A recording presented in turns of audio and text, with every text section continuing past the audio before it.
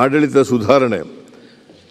ಆಡಳಿತದಲ್ಲಿ ಪಾರದರ್ಶಕತೆ ಮತ್ತು ದಕ್ಷತೆಯನ್ನು ಹೆಚ್ಚಿಸಲು ಹಾಗೂ ಭ್ರಷ್ಟಾಚಾರವನ್ನು ನಿಗ್ರಹಿಸಲು ತಂತ್ರಜ್ಞಾನವನ್ನು ಸಮರ್ಪಕವಾಗಿ ಬಳಸಿಕೊಳ್ಳಲಾಗುತ್ತಿದೆ.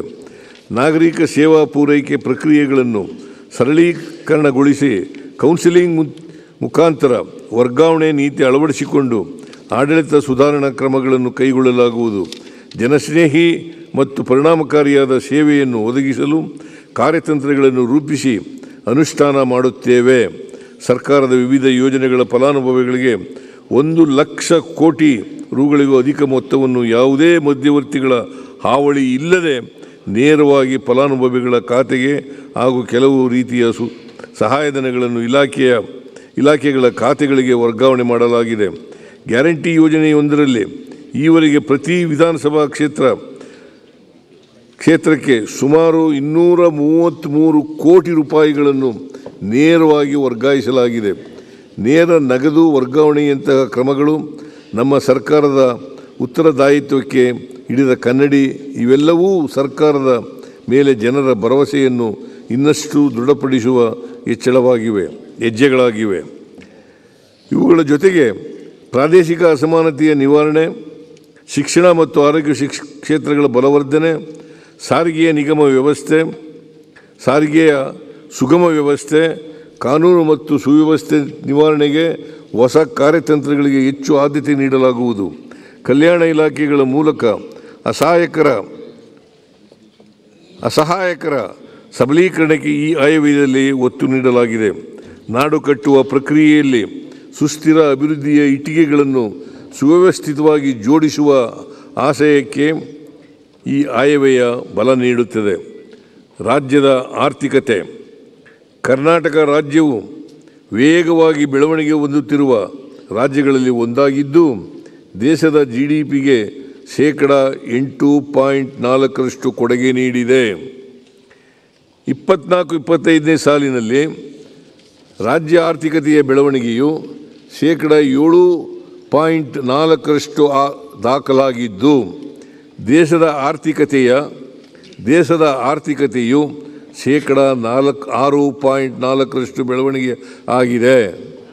ರಾಜ್ಯವು ಆರ್ಥಿಕ ಅಭಿವೃದ್ಧಿಯ ಪಥದಲ್ಲಿ ಮುಂದುವರಿಯುತ್ತಿದ್ದು ಪ್ರಸಕ್ತ ವರ್ಷದಲ್ಲಿ ರಾಜ್ಯದ ಆರ್ಥಿಕ ಬೆಳವಣಿಗೆಯು ದೇಶದ ಆರ್ಥಿಕಗಿಂತ ಹೆಚ್ಚಾಗಿದೆ. ಕಳೆದ ವರ್ಷದಲ್ಲಿ -4.9% ಬೆಳವಣಿಗೆ ದಾಖಲಾಗಿದ್ದ ಕೃಷಿ ವಲಯವು 24-25ರಲ್ಲಿ 4% ಬೆಳವಣಿಗೆ ಸಾಧಿಸುವ ಮೂಲಕ ಚೇತರಿಕೆ ಕಂಡಿದ್ದು ದೇಶದ ಕೃಷಿ ವಲಯದ ಬೆಳವಣಿಗೆ 3.8ಕ್ಕಿಂತ ಹೆಚ್ಚಾಗಿದೆ. ಮುಂಗಾರು ಬಿತ್ತನೆಗೆ ಸರ್ಕಾರದ ಸಕಾರಾತ್ಮಕ ಕ್ರಮಗಳೊಂದಿಗೆ ಉತ್ತಮ ಮುಂಗಾರು ಮತ್ತು ಜಲಾಶಯಗಳು ಭರ್ತಿಯಾದ್ದರಿಂದ 24-25ನೇ ಸಾಲಿನಲ್ಲಿ ಕೃಷಿ ವಲಯದಲ್ಲಿ ಒಳ್ಳೆಯ ಬೆಳವಣಿಗೆ ಸಾಧಿಸಲು ಕಾರಣವಾಗಿದೆ. ರಾಜ್ಯ ಸರ್ಕಾರವು ರೈತರ ಕಲ್ಯಾಣ ಉದ್ದೇಶಿತ ಯೋಜನೆಗಳಿಗೆ ವಿವಿಧ ಇಲಾಖೆಗಳಿಗೆ ಕಳೆದ ವರ್ಷ 44,000 ಕೋಟಿ ನೀಡಲಾಗಿತ್ತು. ಪ್ರಸಕ್ತ ವರ್ಷದಲ್ಲಿ ಒಟ್ಟು 51,339 ಕೋಟಿ ರು ಅನುದಾನವನ್ನು ನೀಡಿದೆ. ಕೈಗಾರಿಕಾ ವಲಯದಲ್ಲಿ ಹೂಡಿಕೆ ಸ್ನೇಹಿ ವಾತಾವರಣವನ್ನು ನಿರ್ಮಿಸುವಲ್ಲಿ ಕರ್ನಾಟಕವು ನೆಚ್ಚಿನ ರಾಜ್ಯವಾಗಿದೆ.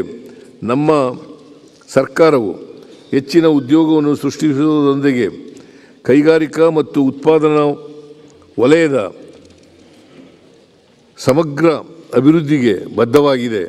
ರಾಜ್ಯ ಸರ್ಕಾರವು ಕೈಗಾರಿಕಾ ನೀತಿ 2025-30ಕ್ಕೆ ಚಾಲನೆ ನೀಡಿದ್ದು ಇದು 2030ರ ವೇಳೆಗೆ ಉತ್ಪಾದನಾ ವಲಯದಲ್ಲಿ 12% ವಾರ್ಷಿಕ ಬೆಳವಣಿಗೆಯನ್ನು ಸಾಧಿಸುವುದರೊಂದಿಗೆ 20 ಲಕ್ಷ ಉದ್ಯೋಗಗಳನ್ನು ಸೃಜಿಸುವ ಗುರಿ ಹೊಂದಿದೆ. 24-25ನೇ ಸಾಲಿನಲ್ಲಿ ಕೈಗಾರಿಕಾ ವಲಯವು 5.8% ಬೆಳವಣಿಗೆ ಸಾಧಿಸಿದೆ. ರಾಜ್ಯಕ್ಕೆ ಹೆಚ್ಚಿನ ಹೂಡಿಕೆಗಳನ್ನು ಆಕರ್ಷಿಸುವ ಉದ್ದೇಶದಿಂದ ಒಟ್ಟು 13,692 ಕೋಟಿ ರು ಆರ್ಥಿಕ ನೆರವು ಮತ್ತು ಸಹಾಯಧನವನ್ನು ಒದಗಿಸಲು ಸರ್ಕಾರವು ಸಮ್ಮತಿಸಿದೆ. ಕರ್ನಾಟಕದ ಆರ್ಥಿಕತೆಯಲ್ಲಿ ಸೇವಾ ವಲಯದ ಕೊಡುಗೆಯು ಪ್ರಮುಖವಾಗಿದ್ದು ಒಟ್ಟು ಮೌಲ್ಯವರ್ಧನೆಯಲ್ಲಿ ಸೇವಾ ವಲಯಗಳ ಪಾಲು 66% 2024-25 ಸಾಲಿಗೆ ರಾಜ್ಯದಲ್ಲಿ ಸೇವಾ ವಲಯವು ಗಣನೀಯವಾಗಿ ಬೆಳವಣಿಗೆಯಾಗಿದ್ದು 8.9% ಬೆಳವಣಿಗೆ ದಾಖಲಿಸುವ ಮೂಲಕ ದೇಶದ ಆರ್ಥಿಕತೆಯಲ್ಲಿನ ಸೇವಾ ವಲಯದ ಬೆಳವಣಿಗೆ 7.2% ಹೆಚ್ಚಾಗಿದೆ. ಆರ್ಥಿಕ ಬೆಳವಣಿಗೆ ಮತ್ತು ಹೆಚ್ಚಿನ ಉದ್ಯೋಗಾವಕಾಶಗಳನ್ನು ಸೃಜಿಸಲು ಸರ್ಕಾರವು ಮಾಹಿತಿ ತಂತ್ರಜ್ಞಾನ, ಪ್ರವಾಸೋದ್ಯಮ, ಜೈವಿಕ ತಂತ್ರಜ್ಞಾನ ಸೇರಿದಂತೆ ಕೈಗಾರಿಕೆ ಮತ್ತು ಸೇವಾ ವಲಯಗಳಲ್ಲಿನ ಹಲವು ನೀತಿಗಳನ್ನು ಜಾರಿಗೆ ತಂದಿದೆ. ಈ ನೀತಿಗಳು ಮಾನವ ಸಂಪನ್ಮೂಲವನ್ನು ಸಮರ್ಥವಾಗಿ ಬಳಸುವುದರ ಜೊತೆಗೆ ರಾಜ್ಯದ ವಿವಿಧ ಕ್ಷೇತ್ರಗಳ ನೆಚ್ಚಿನ ಹೂಡಿಕೆಗಳನ್ನು ಉತ್ತೇಜಿಸಿದೆ. ಸರ್ಕಾರವು ಜಾರಿಗೆ ತಂದಿರುವ ಈ ನೀತಿಗಳಿಂದ ರಾಜ್ಯದಲ್ಲಿ ಅಂದಾಜು 1 ಲಕ್ಷ ಕೋಟಿ ರು ಹೂಡಿಕೆಯನ್ನು ನಿರೀಕ್ಷಿಸಲಾಗಿದೆ. ಈ ಉದ್ದೇಶಕ್ಕೆ ಸರ್ಕಾರವು 13,500 ಕೋಟಿ ರು ಸಹಾಯಧನ ಮತ್ತು ಆರ್ಥಿಕ ನೆರವು ಸಹಮತಿಸಿದೆ. ನಮ್ಮ ಸರ್ಕಾರವು ಆರ್ಥಿಕತೆಯ ಬೆಳವಣಿಗೆಗೆ ಹೆಚ್ಚಿನ ಪ್ರಾಶಸ್ತ್ಯ ನೀಡಿದ್ದು 24-25 ಡಿಸೆಂಬರ್ ಅಂತ್ಯದವರೆಗೆ $4.4 ಬಿಲಿಯನ್ ಮೌಲ್ಯದ ವಿದೇಶಿ ಹೂಡಿಕೆಗಳನ್ನು ಆಕರ್ಷಿಸುವ ಮೂಲಕ ದೇಶದಲ್ಲಿಯೇ 3ನೇ ಸ್ಥಾನದಲ್ಲಿದೆ. ರಾಜ್ಯದ ಹಣಕಾಸು ಪರಿಸ್ಥಿತಿ. ಕರ್ನಾಟಕ ರಾಜ್ಯವು ಸುಸ್ಥಿರ ಋಣ ನಿರ್ವಹಣೆ ಮತ್ತು ವಿತ್ತೀಯ ಶಿಸ್ತು ಪಾಲಿಸುವ ಮೂಲಕ ವಿತ್ತೀಯ ಹೊಣೆಗಾರಿಕೆಯನ್ನು ಉತ್ತಮವಾಗಿ ನಿಭಾಯಿಸಿದೆ. ನಮ್ಮ ರಾಜ್ಯದಲ್ಲಿ ವಿತ್ತೀಯ ಹೊಣೆಗಾರಿಕೆ ಅಧಿನಿಯಮವನ್ನು ಕೇಂದ್ರ ಸರ್ಕಾರವು ಅನುಷ್ಠಾನಕ್ಕೆ ತರುವ ಮುನ್ನವೇ ಜಾರಿಗೆ ತರಲಾಯಿತು. ಅಲ್ಲದೆ ರಾಜ್ಯದ ಒಟ್ಟು ಹೊಣೆಗಾರಿಕೆಗಳಲ್ಲಿ ಆಯವ್ಯಯದ ಹೊರಗಿನ ಸಾಲಗಳನ್ನು ಪರಿಗಣಿಸಿದ ಮೊದಲ ರಾಜ್ಯ ಕರ್ನಾಟಕ.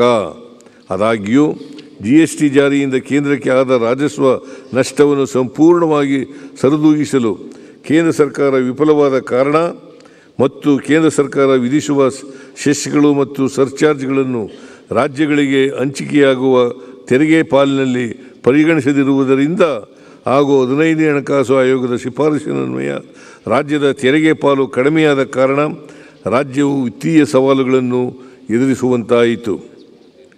15ನೇ ಹಣಕಾಸು ಆಯೋಗದ ಶಿಫಾರಸಿನ ಅನ್ವಯ ತೆರಿಗೆ ಹಂಚಿಕೆಯಲ್ಲಿ ಅತಿ ಹೆಚ್ಚು ನಷ್ಟವನ್ನು ಅನುಭವಿಸಿದ ರಾಜ್ಯ ಕರ್ನಾಟಕ.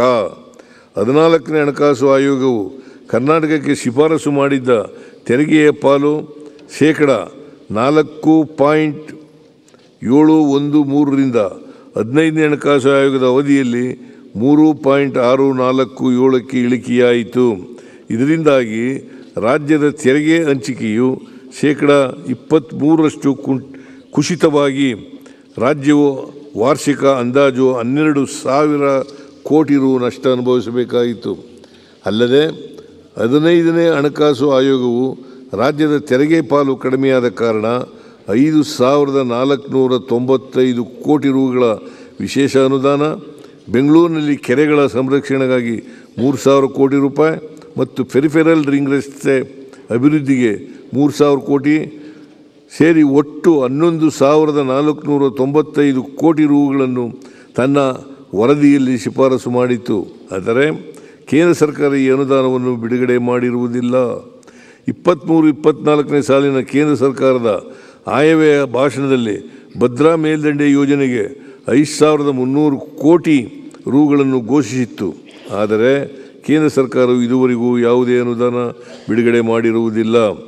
ರಾಜ್ಯಗಳಿಗೆ ತೆರಿಗೆ ಹಂಚಿಕೆಯನ್ನು ಹೆಚ್ಚಿಸುವ ಬಗ್ಗೆ 16ನೇ ಹಣಕಾಸು ಆಯೋಗದ ಮುಂದೆ ರಾಜ್ಯವು ಪ್ರಬಲವಾಗಿ ತನ್ನ ವಾದವನ್ನು ಪ್ರತಿಪಾದಿಸಿದೆ. ಆರೋಗ್ಯಕರ ಮತ್ತು ಸಾಮರಸ್ಯದ ಆರ್ಥಿಕ ಒಕ್ಕೂಟ ರೂಪಿಸಲು ರಾಜ್ಯಗಳಿಗೆ ನೀಡುವ ತೆರಿಗೆ ಪಾಲನ್ನು ಸಮಾನತೆ ಮತ್ತು ದಕ್ಷತೆಯನ್ನು ಆಧರಿಸಿ ಹಂಚಿಕೆ ಮಾಡುವಂತೆ ಹಣಕಾಸು ಆಯೋಗಕ್ಕೆ ಮನವರಿಕೆ ಮಾಡಿಕೊಟ್ಟಿದೆ. ಬಲಿಷ್ಠ ಆರ್ಥಿಕತೆ ಹೊಂದಿರುವ ರಾಜ್ಯಗಳು ಬಡ ರಾಜ್ಯಗಳಿಗೆ ನೆರವಾಗಲು ಬದ್ಧವಾಗಿದ್ದರೂ ಅದು ತನ್ನ ನಾಗರಿಕರ ಹಿತ ಕಾಯುವಲ್ಲಿ ಅಥವಾ ಆರ್ಥಿಕ ಪ್ರಗತಿಗೆ ಕುಂದುಂಟು ಮಾಡುವಂತ ಇರಬಾರದು. ಆದಾಯ ಅಂತರ ಮತ್ತು ತಲಾ ಆದಾಯ ನಿರ್ಧರಿಸುವ ಮಾನದಂಡಗಳಲ್ಲಿಯೂ ಲೋಪಗಳಿರುವ ಹಿನ್ನೆಲೆಯಲ್ಲಿ ಈ ಮಾನದಂಡಗಳಿಗೆ ಕಡಿಮೆ ಅಂಕ ನೀಡುವಂತೆ ಮನವಿ ಮಾಡಿದ್ದೇವೆ.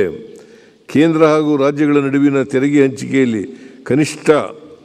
ಕನಿಷ್ಠ ಶೇಕಡ 50ರಷ್ಟು ಪಾಲನ್ನು ರಾಜ್ಯಗಳಿಗೆ ನೀಡಬೇಕು ಎಂದು ನಾವು ಪ್ರಸ್ತಾವನೆ ಸಲ್ಲಿಸಿದ್ದೇವೆ. ಇದು ಕೇಂದ್ರ ಮತ್ತು ರಾಜ್ಯಗಳ ನಡುವೆ ಸಂಪನ್ಮೂಲಗಳ ನ್ಯಾಯಯುತ ಹಂಚಿಕೆಯನ್ನು ಖಚಿತಪಡಿಸುತ್ತದೆ. ಕೇಂದ್ರ ಸರ್ಕಾರ ವಿಧಿಸುವ ಸೆಸ್ ಮತ್ತು ಸರ್ಚಾರ್ಜ್ಗಳನ್ನು ಒಟ್ಟು ತೆರಿಗೆ ರಾಜಸ್ವದ ಶೇಕಡ 5ಕ್ಕೆ ಮಿತಿಗೊಳಿಸಬೇಕು. ಇದಕ್ಕಿಂತ ಹೆಚ್ಚಿನ ಸೆಸ್ ಮತ್ತು ಸರ್ಚಾರ್ಜನ್ನು ವಿಧಿಸಿದರೆ ಹೆಚ್ಚಿನ ಮೊತ್ತವನ್ನು ರಾಜ್ಯಗಳಿಗೆ ಹಂಚಿಕೆಯಾಗುವ ತೆರಿಗೆ ಪಾಲಿನಲ್ಲಿ ಪರಿಗಣಿಸಬೇಕು. ರಾಜ್ಯಗಳ ನಡುವಿನ ತೆರಿಗೆ ಹಂಚಿಕೆಯು ಸಂಬಂಧಿಸಿದಂತೆ ಒಟ್ಟು ತೆರಿಗೆ ಹಂಚಿಕೆಯಲ್ಲಿ ತೆರಿಗೆ ಸಂಗ್ರಹಿಸುವ ರಾಜ್ಯಕ್ಕೆ ಶೇಕಡ 60ರಷ್ಟು ಪಾಲನ್ನು ಮರಳಿಸಬೇಕು. ಆದ್ದರಿಂದ ಹಂಚಿಕೆಯಾಗುವ ತೆರಿಗೆಯಲ್ಲಿ ಇತರ ರಾಜ್ಯಗಳ ಪಾಲನ್ನು ಶೇಕಡ 40ಕ್ಕೆ ಮಿತಿಗೊಳಿಸಬೇಕು ಎಂದು ನಾವು 16ನೇ ಹಣಕಾಸು ಆಯೋಗಕ್ಕೆ ಒತ್ತಾಯ ಮಾಡಿದ್ದೇವೆ.